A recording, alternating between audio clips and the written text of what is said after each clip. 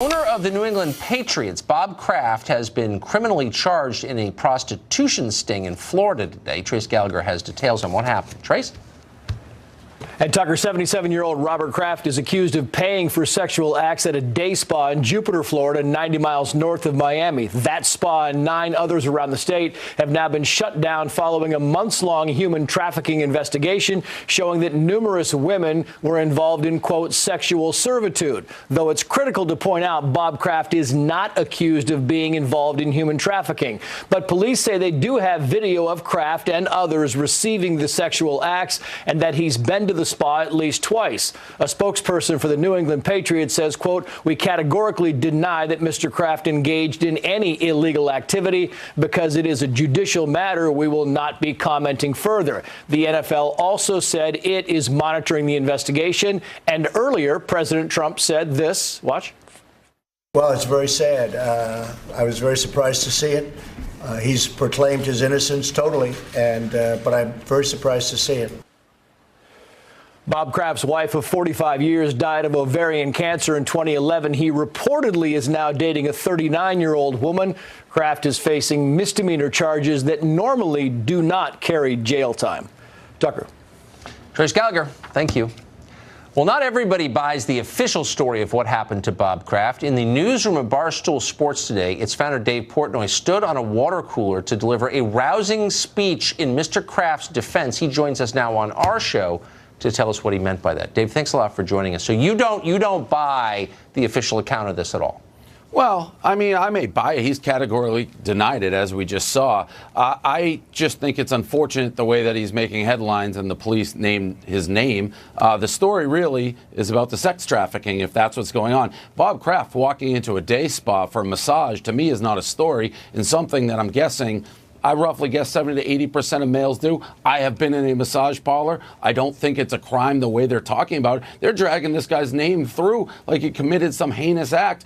You're the only place I've ever heard where he's clearly not affiliated with any sexual trafficking. He definitely didn't know that. He saw a spa sign. For all we know, he's an elderly gentleman. He had a back issue. He went in, he got a massage, and suddenly he's the headline news. It's irresponsible. Well, but your point earlier today, I agree with you completely. Why are they hassling Bob Kraft? We don't have enough problems in this country. I couldn't agree more. But, I mean, Bob Kraft has also been at odds with some pretty powerful figures in American life, like the commissioner of the NFL. Oh, Tucker, you may be onto things. They can't beat him on the field. They've had 6 championships in a row. And this misdemeanor suddenly comes up, an 8-month investigation. I wouldn't put it past Roger Goodell to say, I can't beat him fair and square. So this is, I believe they have a word for it called entrapment. So we're going to lure him into this spa. And next thing you know, again, he's getting dragged in. By the way, the police, they say they have names they haven't released that are bigger than this.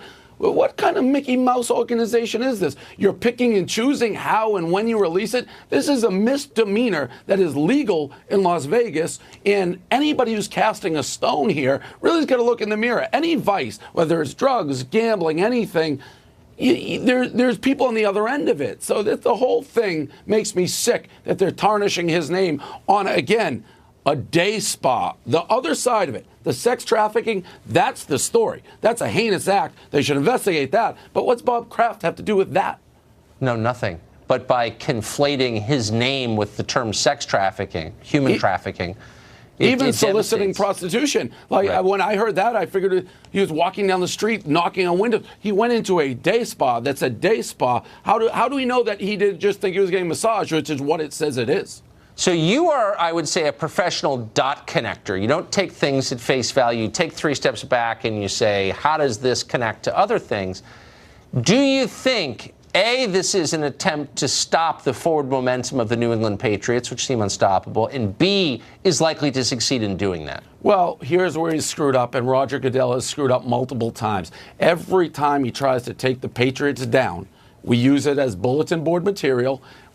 We are going to be ready for this. This will be headline news on what he tried to do. And I see the Dolphins up there. You think it's a coincidence that happened in an AFC East Division rival? Again, A lot of people go, oh, you're crazy, you Martian conspiracy theorist. Well, I've been right more than I've been wrong about this. I've been right, whether it be the Mitchell Report and everything. Well, not the Mitchell Report, but with the Deflategate and every Spygate, everything that goes on, we get exonerated and then we host the Lombardi Trophy. It could happen again. This could be the motivation we need, Tucker.